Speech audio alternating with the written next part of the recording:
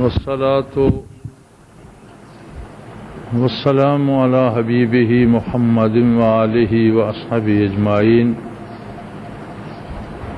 أعوذ بالله من الشيطان الرجيم. بسم الله الرحمن الرحيم.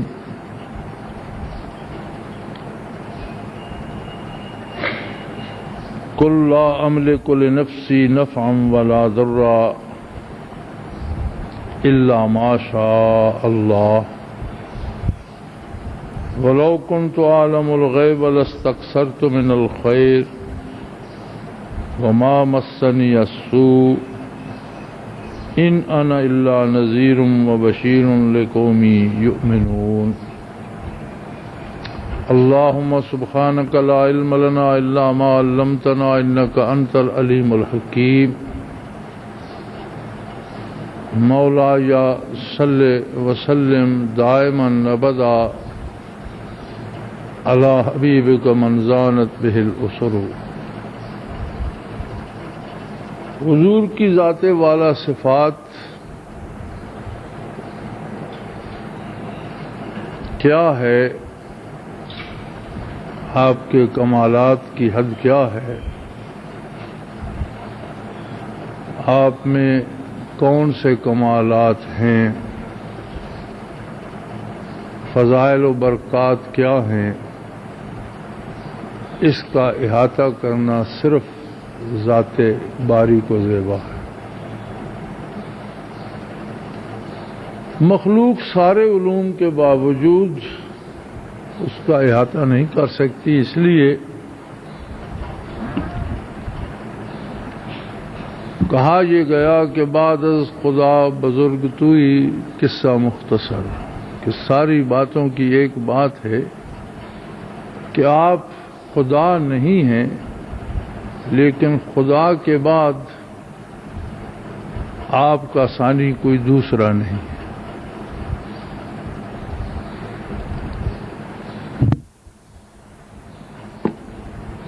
نبی علیہ الصلوۃ والسلام سے ہمارا رشتہ ایمان کا ہے.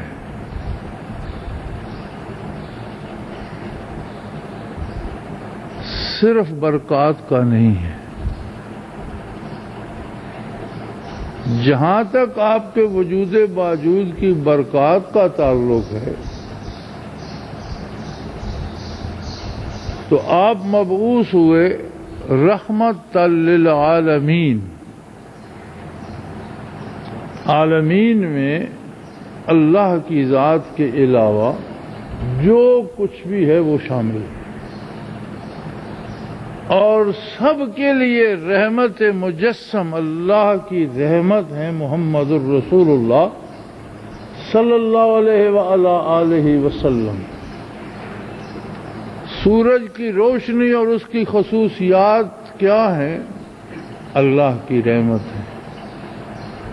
چاند کی چاندنی اور اس کی برکات کیا ہیں؟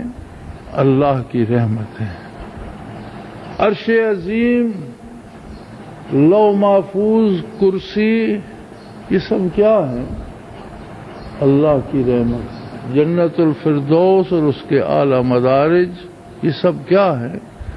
اللہ کی رحمت ہے. نوری مخلوق، فرشتے، ذاکر، ساجد، رکوع کرنے والے، اللہ کی ہر دم اطاعت کرنے والے، یہ سب کیا ہیں؟ اللہ کی رحمت ہے. اللہ کی رحمت کی ضد کیا ہے؟ غضب الہی. غضب الہی، رحمت کی ضد غضب ہے. غضب کیا ہے؟ جہنم ہے. غضب کیا ہے؟ ابلیس ہے. غضب کیا ہے؟ ظلمت ہے، گناہ ہے. ساجدین کے سجدے، ذاکرین کا ذکر، عابدین کی عبادت کیا ہے؟ اللہ کی رحمت ہے. آسمانوں کا قیام اور ستاروں کی ذوفشانی کیا ہے؟ اللہ کی رحمت ہے. بارش کا برسنا، کھیتیوں کا اگنا، فصلوں کا پکنا، مخلوق کو رزق مہیا ہونا، حیات مہیا ہونا، یہ سب کیا ہے؟ اللہ کی رحمت ہے. لیکن ہر ایک اپنی حیثیت اور ضرورت کے مطابق رحمت اکٹھی کر رہا ہے۔ غذا رحمت الہی ہے، لیکن شیر کی الگ ہے، گائے بھینس کی الگ ہے اور انسان کی الگ ہے۔ اسے غذا کی صورت میں رحمت الہی گوشت کی شکل میں مل رہا ہے، جانور کو گھاس کی شکل میں مل رہا ہے، ہمیں آپ کو کھانے پھل کی شکل میں مل رہا ہے رحمت الہی۔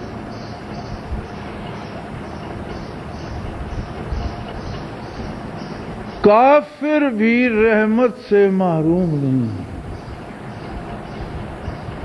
نہ اس نے اللہ کو مانا، نہ اس نے نبی کی ذات پر ایمان لایا، نہ وہ قرآن کو مانتا ہے، لیکن اس کا وجود باقی رہنا رحمت ہے۔ اس کے پاس توبہ کی فرصت ہے، موت کے آنے سے پہلے تک اس کے پاس توبہ کی فرصت ہے۔ یہ کیا ہے؟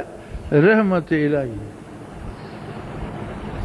اس کے پاس دولت ہے، اس کے پاس عزت ہے، اس کے پاس اقتدار ہے، اس کی اولاد ہے، اس کے پاس جائیداد ہے، یہ سب کیا ہیں؟ رحمت الہی کی مختلف صورتیں ہیں۔ بادل بنتے ہیں، بارش برستی ہے، برف جمتی ہے، چشمے پھوٹتے ہیں، ندیاں بہتی ہیں، دریا بنتے ہیں، واپس سمندر میں جا گرتے ہیں اور سارے پھر وہیں سے اٹھ کر آتے ہیں۔ ایک سرکل ہے جو چل رہا ہے، اللہ نے پانی کا ایک بے پناہ ذخیرہ بنا دیا ہے، اس سے بھاپ اٹھتی ہے، اس سے بادل بناتا ہے، اس سے برف برساتا ہے، بارش برساتا ہے، اولے پڑتے ہیں۔ کہیں وہ حیات تقسیم کرتا ہے، کسی کو اس سے غرق کر دیتا ہے، اسے عذاب بنا دیتا ہے۔ لیکن جہاں جہاں جو برکات ہے، یہ کیا ہے؟ رحمت ہے۔ محمد الرسول اللہ صلی اللہ علیہ وآلہ آلہ وسلم ہی وہ ناپیدا کنار سمندر ہیں جس سے رحمت کے بادل امڑتے ہیں، رحمت کی بارشیں ہوتی ہیں، جس سے چشمے پھوٹتے ہیں، جس سے ندیاں بہہ کر دریا بناتی ہیں، اور واپس سب کچھ وہیں جا کر ملتا ہے۔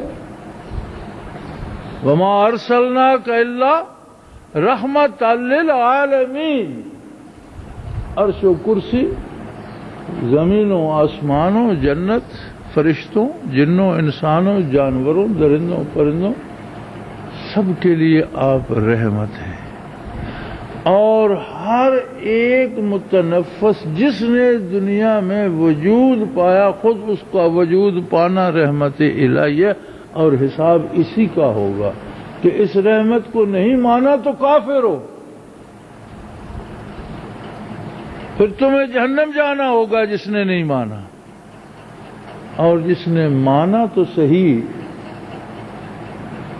لیکن اپنی رائے کو زیادہ اہم سمجھا اور رحمت الہی کی قدر کو نہ پہچانا، زندگی اپنی پسند سے بسر کی، اللہ کو مانتا ہے، رسول کو مانتا ہے، کتاب کو لیکن جب فیصلے کا وقت آتا ہے تو کہتا ہے میں بہترین جج ہوں، میری رائے سے جو میں چاہتا ہوں وہ ہوگا۔ اس کا حساب بھی بڑا آسان ہوگا۔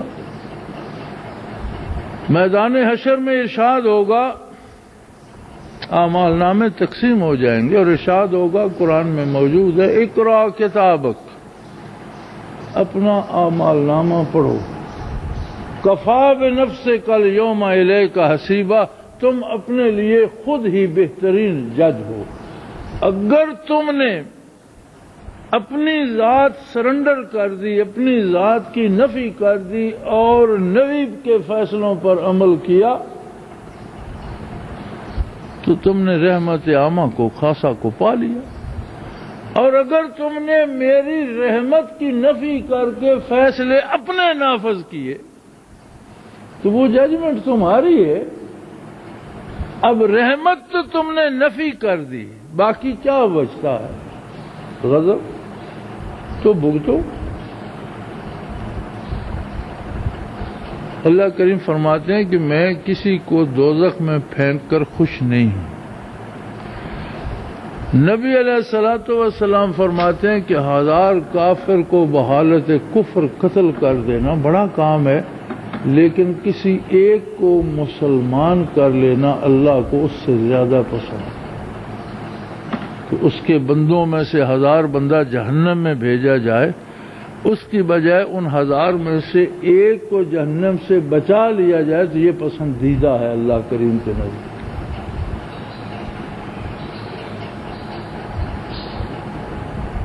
وما ظلمناہم ولکن کانوا انفسہم یظلمون، اللہ فرماتے ہیں میں ان سے زیادتی نہیں کرتا، انہوں نے تو خود اپنے آپ پر ظلم ڈھایا۔ اور اس سے بڑا ظلم کیا ہے کہ میرے نبی کی اطاعت کو چھوڑ کر اپنے نفس کی، اپنی ذات کی، اپنے خیالات کی غلامی کر۔ اللہ کریم نے فرمایا میرے حبیب تو رحمت مجسم ہے اور بت لوگوں کے تراشے ہوئے پتھر۔ لوگوں کو اعلان فرما دیجئے کہ وہ خصوصیات جو کافر بتوں سے جوڑتے ہیں وہ آپ کی ذات سے منسوب نہ کریں۔ فرمایا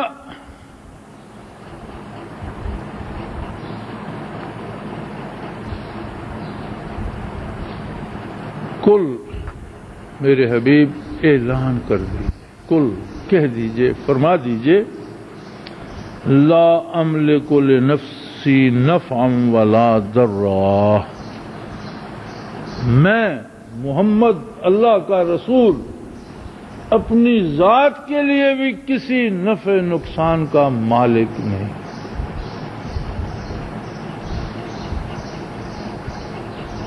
کوئی شخص میرے ساتھ اس لیے جڑنا چاہے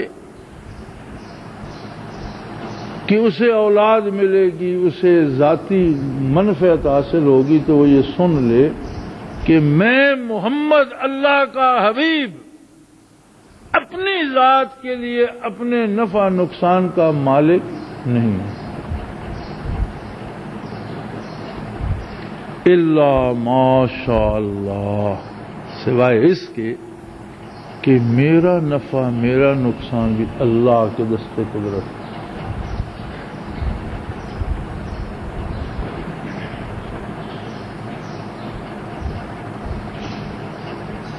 فرمایا وَلَوْ كُنْتُ عَالِمُ الْغَيْبِ، اگر میں عالم الغیب ہوتا تو پھر میری ذات بھی اللہ کی مثیل ہوتی، جس طرح اللہ کو بھوک نہیں لگتی، نیند نہیں آتی، کوئی اسے زخمی نہیں کر سکتا، کوئی اسے چوٹ نہیں پہنچا سکتا، کسی کی بات سے اسے دکھ نہیں ہوتا، کوئی اسے پریشان نہیں کر سکتا۔ اگر میں بھی عالم الغیب ہوتا تو میں بھی اپنے لیے ساری یہی باتیں جمع کر لیتا اور مجھے دنیا میں کوئی دکھ نہ ہوتا، لیکن مجھے تو لوگوں کی باتیں بھی دکھ پہنچاتی ہیں، مجھے میرے وجود عالی کو تو تلوار بھی زخمی کرتی ہے، مجھے تو دھوپ کی ایذا بھی ہوتی ہے، اور مجھے تو سردی بھی لگتی ہے، مجھے بھوک بھی لگتی ہے، مجھے پیاس بھی لگتی ہے، تم مجھے اللہ کا ایک بندہ سمجھو۔ یہ الگ بات ہے کہ بندگی کا، انسانیت کا معیار میں ہوں، کوئی دوسرا بندہ میرے جیسا نہیں، لیکن میں ہوں اللہ کا بندہ۔ میرے ساتھ رشتہ اس لیے رکھو کہ میں محمد اللہ کا رسول ہوں۔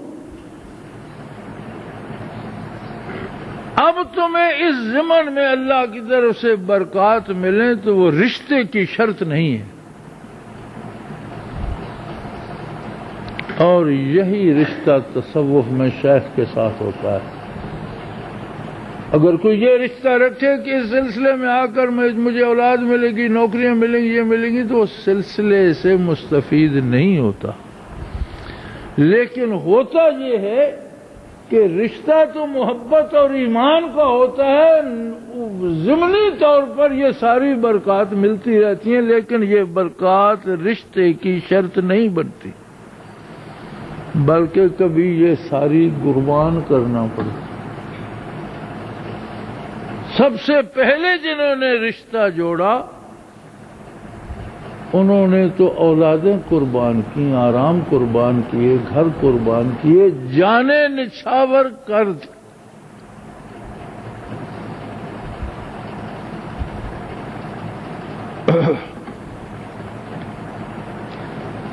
تھوڑی سی بات علم غیب کے بارے عرض کر دوں کہ غیب ہے کیا۔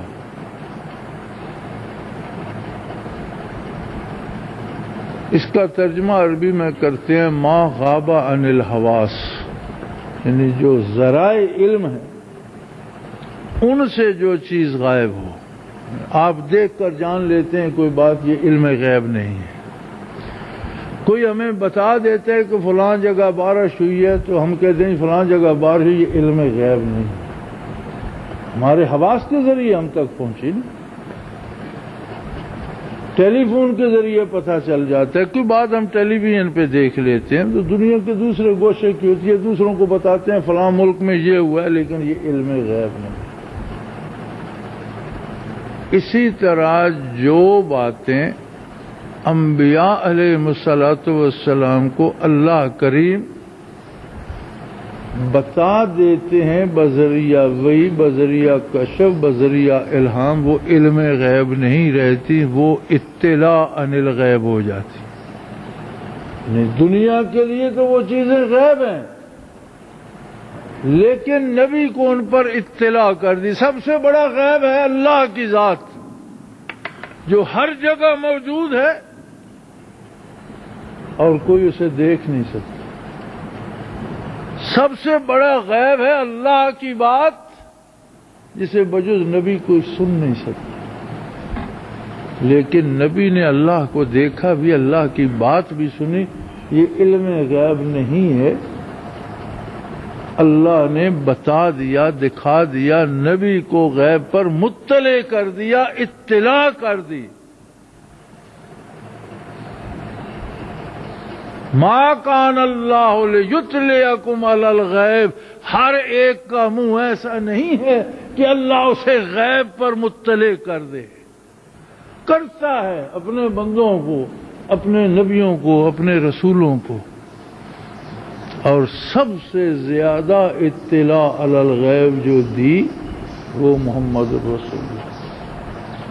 ساری کائنات کے علوم جمع کر دیے جائے، آپ صلی اللہ علیہ وسلم کے علوم کے مقابلے میں اتنے بھی نہیں جتنا سمندر کے مقابلے میں قطرہ ہوتا ہے۔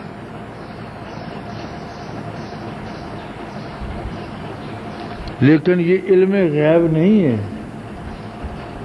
علم غیب خاصہ خداوندی ہے، اور جب وہ کوئی چیز نہیں بتانا چاہتا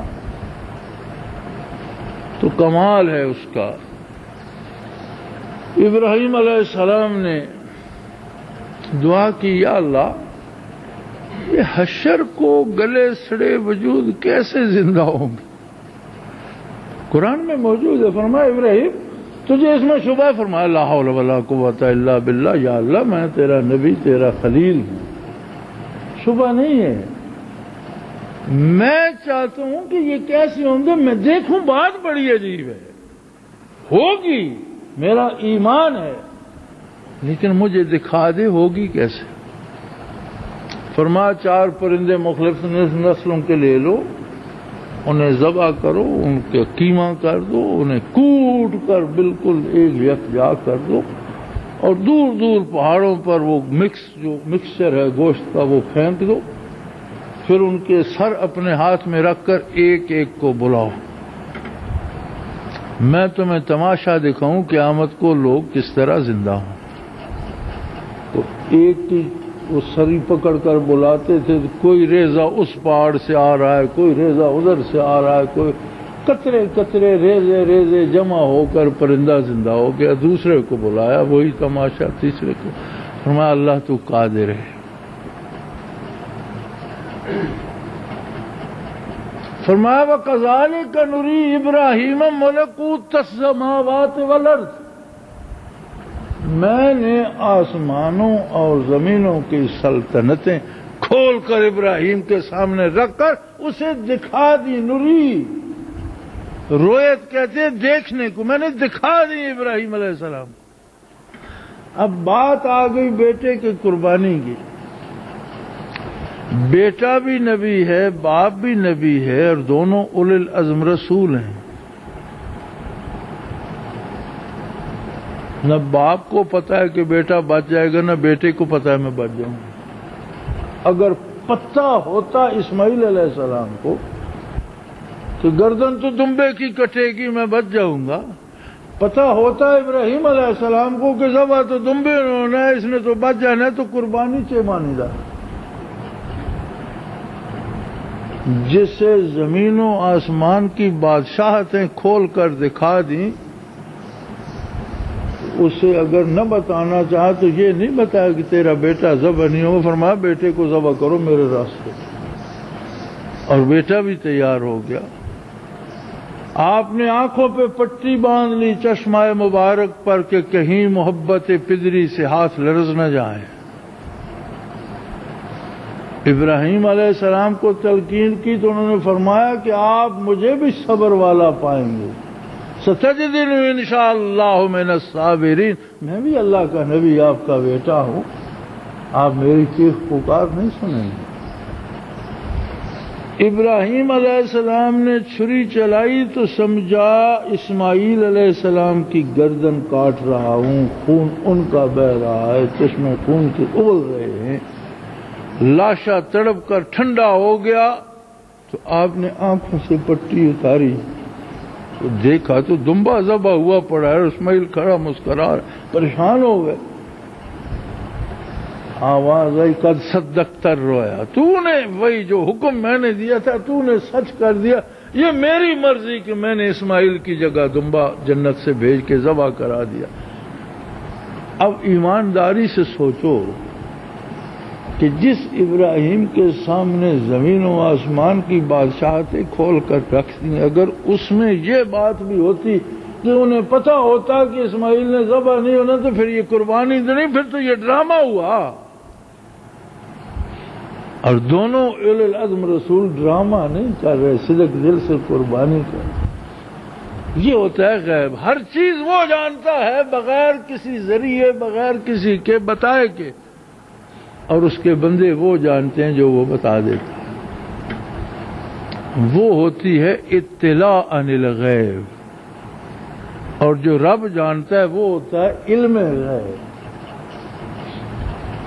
سو حضور فرماتے ہیں وَلَوْ كُنْتُ أَعْلَمُ الْغَيْبَ، اگر میں غیب کے جاننے والا ہوتا تو سارے صفات الہیہ پھر میرے گرد بھی جمع ہو جاتے، اپنے لیے ساری وہ چیزیں جمع کر لیتا۔ ہاں فرمایا میرا تعارف یہ ہے، سن لو، ان انا الا نذیر و بشیر لقوم یؤمنون، میں وہ ہستی ہوں کہ جو غلط کام تم آج کرتے ہو قیامت پر اور قیامت کے بعد اور قیامت کو یا جہنم میں اس پہ جو سزا مقرر ہوگی وہ تمہیں میں آج بتا سکتا ہوں۔ میں وہ ہستی ہوں کہ اطاعت الہیہ پر جو انعام جنت میں نصیب ہوگا وہ میں تمہیں آج اس کی خبر دے سکتا ہوں۔ میں وہ ہستی ہوں کہ اطاعت الہیہ پر جو انعام جنت میں نصیب ہوگا وہ میں تمہیں آج اس کی خبر دے سکتا ہوں۔ فرمایا میرا منصب جلیلہ یہ ہے کہ کسی کی آنکھ کھلے گی قبر میں سر رکھ کر، اور وہ میری بات سن لے تو اس کی آنکھ اس زمین پر چلتے پھرتے کھل جائے۔ اپنے اعمال، اپنے کردار کے نتائج سے حشر کا انتظار کرنے کی بجائے مجھ سے آج پوچھ لو کس پر کیا نتیجہ مقرر۔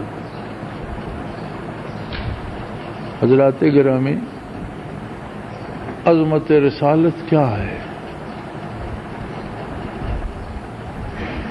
سب سے پہلی بنیادی بات ایمان کی شرط ہے کہ نبی علیہ السلام کو مانے تو اپنے عقل، اپنی ذات، اپنی رائے کی نفی کرے۔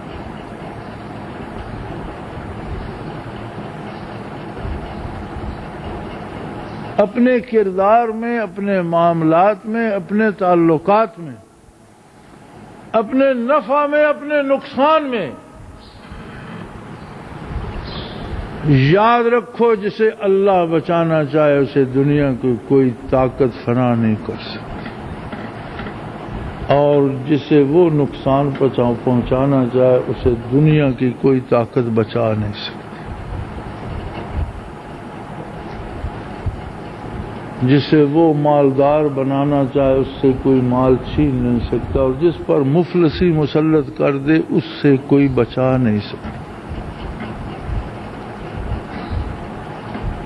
ان باتوں کو سمجھا رہے ہیں حضرت محمد صلی اللہ علیہ وآلہ وسلم اپنی ذات کو پیش فرما کر کے، لوگوں میں جو رحمت مجسم ہوں،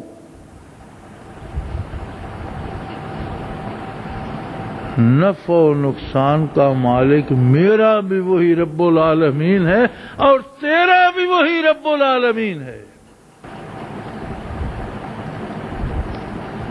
میں خود کو یا اپنی رائے کو کسی پر مسلط کرنے کا قائل نہیں ہوں۔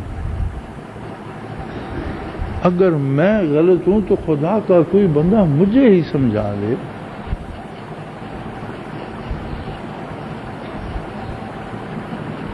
اللہ کی کتاب موجود، اللہ کے حبیب پاک کے ارشادات موجود۔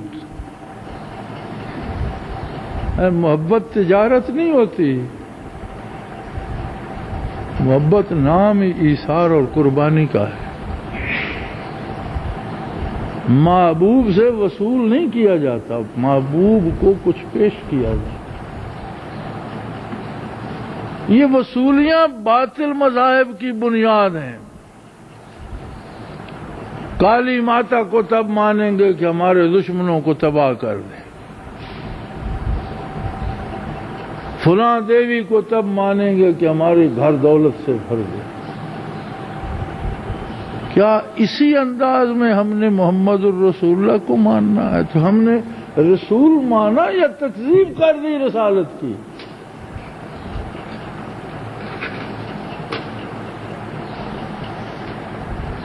محمود غزنوی رحمت اللہ تعالی علیہ سے کسی ان کے پرانے سردار نے شکوہ کیا کہ آپ ایک چرواہے کو پکڑ کر ایک گڈریے کو لے آئے جس کا نام ایاس ہے،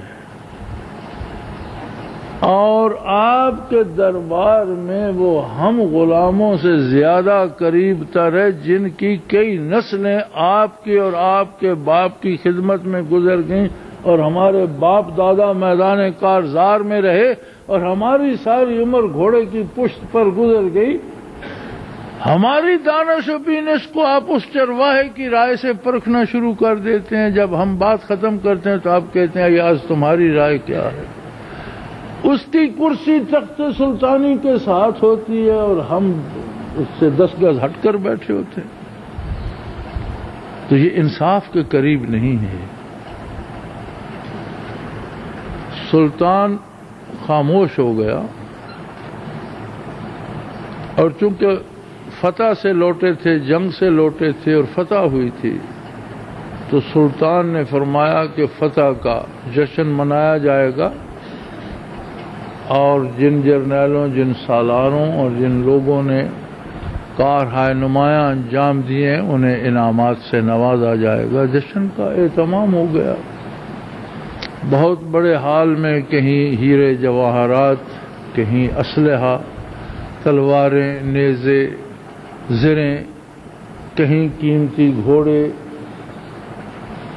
کہیں لباس، ملبوسات، کہیں جاگیر کی سندیں اور سرٹیفکیٹ، تو مختلف چیزوں کے ڈھیر لگا دیے گئے، اور لوگ سلیکٹ ہو گئے، جو جرنیل بھی تھے اور جو امراء میں بھی تھے، مشیر بھی تھے، کہ بھئی جسے جو جو چیز پسند ہے آج اسے اذن عام ہے وہ لے لے۔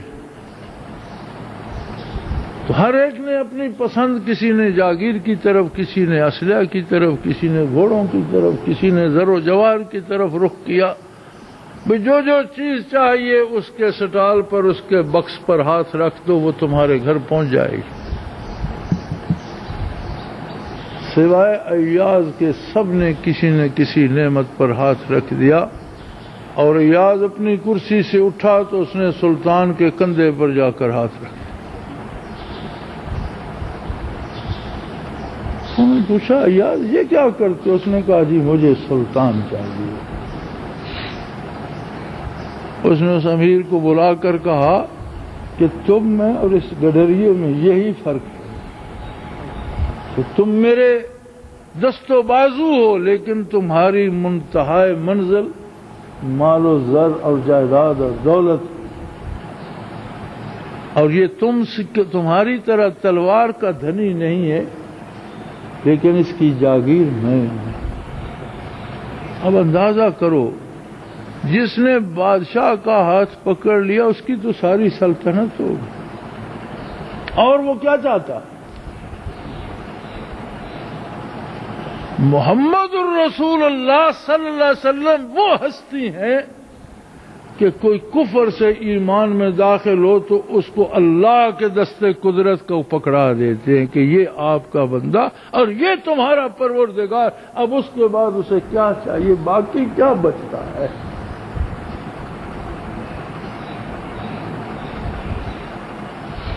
اب اس کے بعد اگر ہماری طلب مال و زر کی ہو، اقتدار کی ہو، دولت کی ہو، اولاد کی ہو، تو تف ہے ہم پر، ہماری سوچ پر اور ہماری عقل پر۔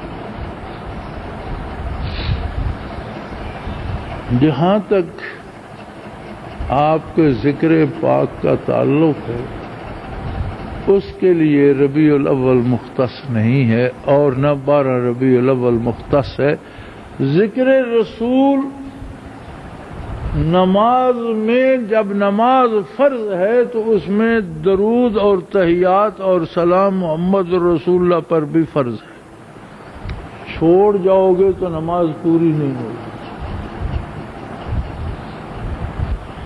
ان اللہ و ملائکتہ یصلون علی النبی یا ایھا الذین آمنوا صلوا علیہ وسلموا تسلیما۔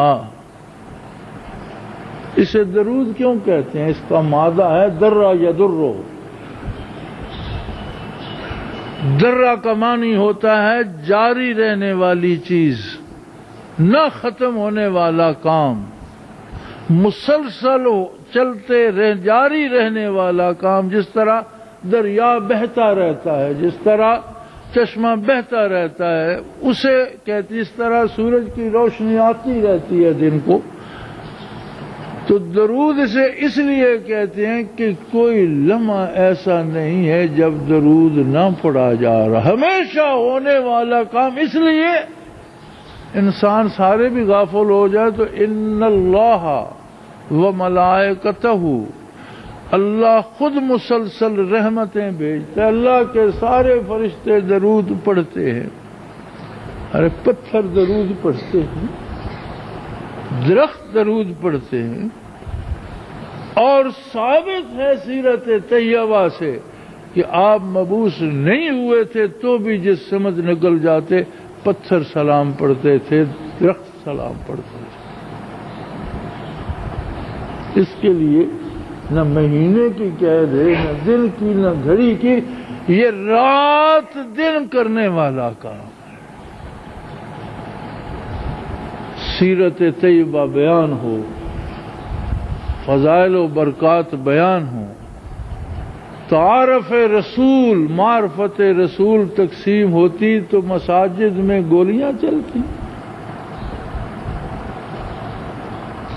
وہ رسول جو دشمنوں کے لیے بھی رحمت مجسم ہے، اگر اس کا ذکر خیر امت کو نصیب ہوتا تو مساجد میں گولیاں چلتی، راستوں میں قتل ہوتے، عزتیں لٹتی، بازار لوٹے جاتے، آگ لگائی جاتی۔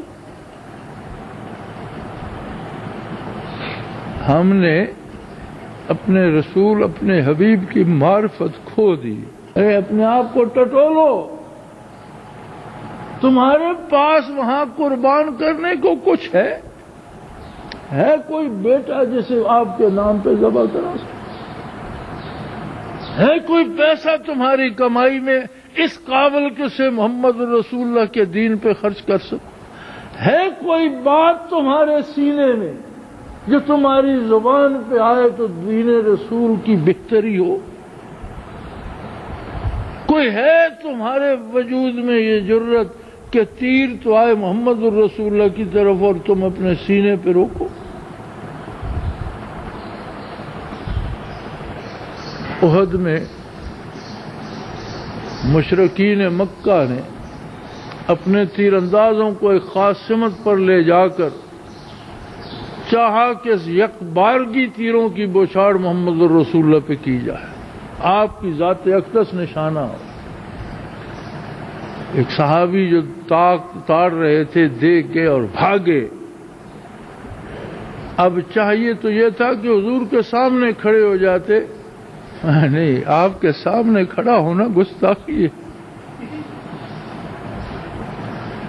آپ کی پشت مبارک کے پیچھے کھڑے ہو کر سر اقدس سے جھک کر اپنے دونوں ہاتھ آگے زمین پہ لگا دیے اور پوری تیروں کی بارش اپنی پیٹھ پہ روک لی۔ اس حال میں بھی جان نچھاور کرنے کے لیے بھی اس ذات کے ادب کا احساس پہلے تھا کہ جان دینے کا کیا فائدہ کہ میری حرکت سے گستاخی ہو جائے۔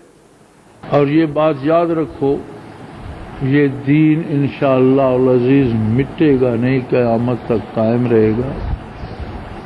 بچیں گے وہی جو اس پر عمل کریں گے، باقی ساری طاقتیں ایک ایک کر کے مٹتی جائیں گی، خواہ وہ دنیا کی سپر پاور خود کو سمجھتی ہوں۔ اور اس کی مثالیں موجود ہیں۔ اللہ کریم اپنے پروگرام کے مطابق اپنے اپنے وقت پر سب کو اپنے انجام سے دوچار فرماتا جا رہا ہے۔ پاکستان کی نصف صدی کی تاریخ اس پہ گواہ ہے، دنیا کی تاریخ، انقلابات زمانہ، دو عظیم جنگیں، عروج و زوال قوموں کا، مجاہدین کی فتح اور روس کی شکست، یہ ساری شہادتیں ہیں اس کی۔ اور جو قومیں آج زوروں پر ہیں کل وہ بھی نہیں ہوں گی، رہے نام اللہ کا۔ اگر کوئی محبت سے، عشق سے آشنا نہیں ہے تو اپنی بقا کے لیے حضور کی پناہ میں آ جائے۔ کم از کم ایمان یہ ہے کہ نبی کی ذات سے وابستہ ہو جائے، آپ کے احکام کی پیروی کر لے، یہ اسلام ہے۔